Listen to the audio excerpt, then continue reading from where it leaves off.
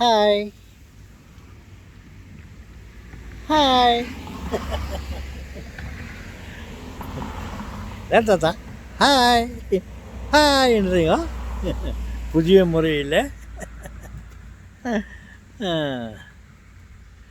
Okay செல்வங்களே, ஒரே இடத்துல உக்காந்துக்கின்னு நான் பல வீடியோவில் பேசினுக்கிறேன். அதான் என்ன எங்கள் தாத்தா பேக்ரவுண்டெல்லாம் ஒரே மாதிரி இருக்குதுன்னு பார்க்குறீங்களா? பார்த்தா வீட்டில் இருந்தாக்கா எனக்கு அமைதியாக உங்கள்கிட்ட பேச முடியல. குழந்தைங்க வீட்டில், அங்கே பார்த்தா கிச்சனில் சத்தம், அங்கே வந்தாக்கா அலாத்துக்கு தானே எதாவது படிக்கும் போது தான் அப்போ தான் செல்லம்மா என்னங்கோ எதாவது சாப்பிட்றீங்களான்னுவாங்க. அப்புறம் போதும் எவ்வளோ நேரம் உக்காந்துக்கிறீங்க, கண்ணு நோப்பது ஏது வாங்குவான்னுவாங்க. இந்த மாதிரி அன்பு தொல்லைகள் சிறுநீர் இல்லை ஜாஸ்தி.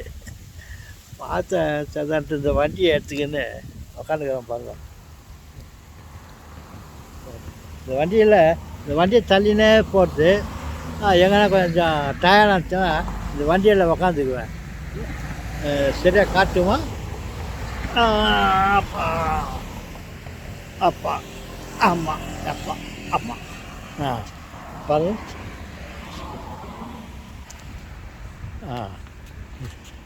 இந்த வண்டியை பார்த்தீங்களா?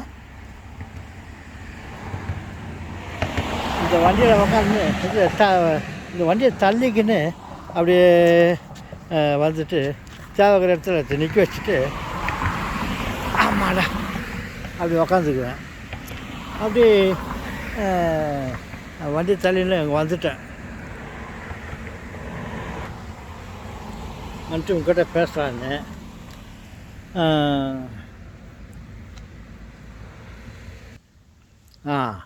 என்னத்தை பற்றி பேசலாம்? தங்க வயல் தொழிலாளிகள் படும் பாடு, பெரிய பாடு அவங்க அந்த தங்கத்தை கண்ணாடுறதுக்கு. ஓகே, நான் பல ஆயிரம் அடிகளுக்குள்ளே சென்று மக்கள் எல்லாம் எப்படி வேலை செய்கிறார்கள், என்னுடைய சகோதரர்கள் எல்லாம் எப்படி வேலை செய்கிறார்கள் என்று பார்க்க நினைத்து ஒரு போயிட்டு சொல்லுவோம். அங்கே பக்க வாட்டமா அங்கங்கே பக்க வாட்டமாக குழிகள் தோண்டி கொண்டு அங்கே உள்ள நோண்டி தங்கத்தெல்லாம் எடுத்துகிட்டு வருவாங்க. ஒரு இடத்துல பார்த்தா ஒரு 10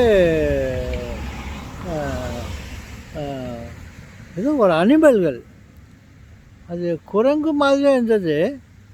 இல்லை வேறு உலகத்தில் இருக்கிறாங்கல்ல, அவங்க பேர் என்ன சொல்கிறாங்க? தலை சின்னதாக, கை இப்படி அப்படி நீட்டமாக கற்பா, கண்டெல்லாம் பெருசா. இந்த சில உலகத்துலலாம் யாரும் இருக்காங்க, அவங்க பேர் என்னப்பா எனக்கு ஞாபகம் இல்லை.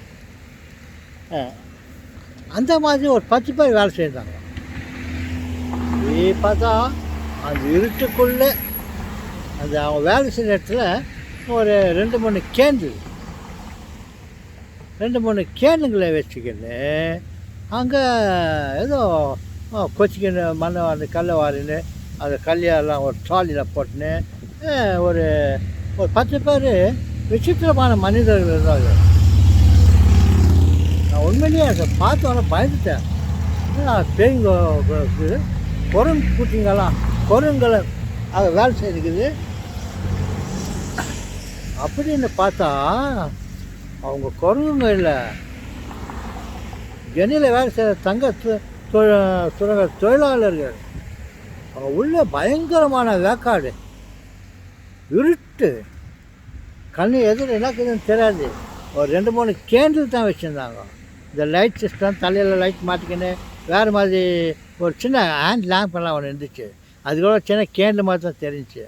அதை ஒரு 4-5 கேண்டில் வச்சுக்கின்னு அந்த குரங்கு குட்டிங்கோ இல்லைனாக்கா அந்த வெளி உலக ஜனங்கள், வேறு உலகத்தில் இருக்கிறாங்களே அது மாதிரி ஜனங்கள் ஒரு 10 பேர் வேலை செஞ்சாங்க. இவங்களாம் இருக்கிறாங்க சொல்லிட்டு நான் இப்படி அப்படியே பார்த்தேன். அப்புறம் பார்த்துட்டு சரி வந்துட்டேன்.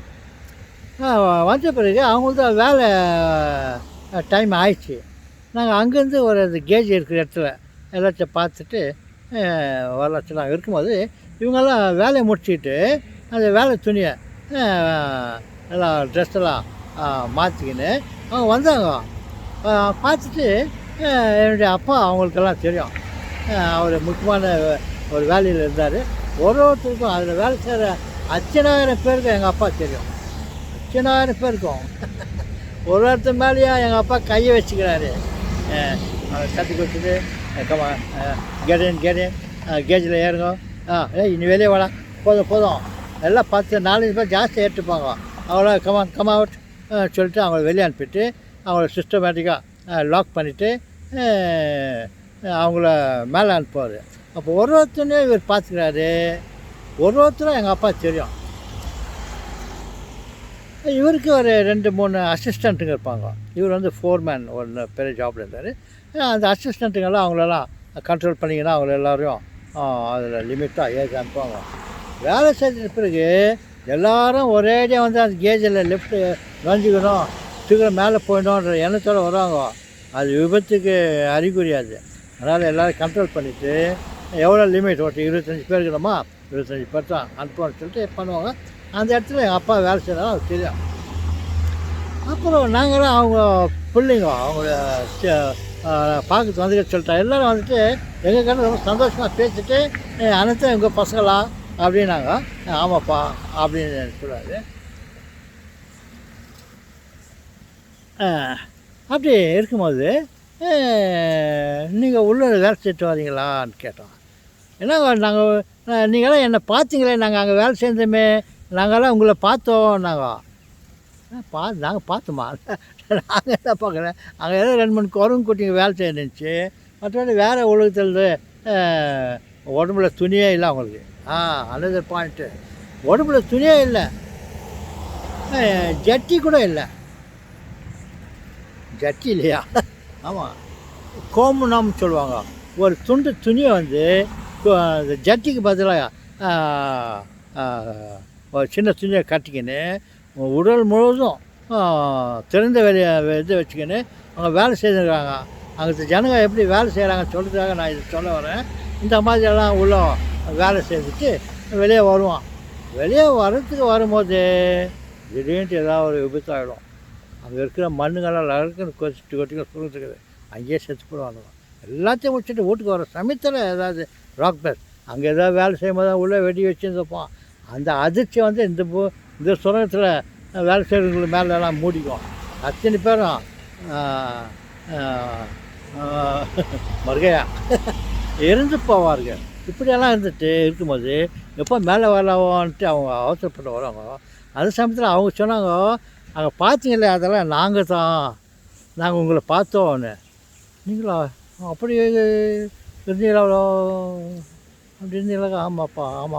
ஆமாப்பா எங்கள் வேலை அப்படி தான். நாங்கள் உள்ளே வந்து இவ்வளோ இந்த மாதிரி தான் கஷ்டப்பட்டு நாங்கள் வேலை செய்து வரோன்னு சொன்னாங்க. இந்த மாதிரிலாம் அங்கே தொழிலாளர்கள் வேலை செய்கிறாங்க. ஓகே, வேறு மற்றது அடுத்த வீடியோவில் பேசுவோம்.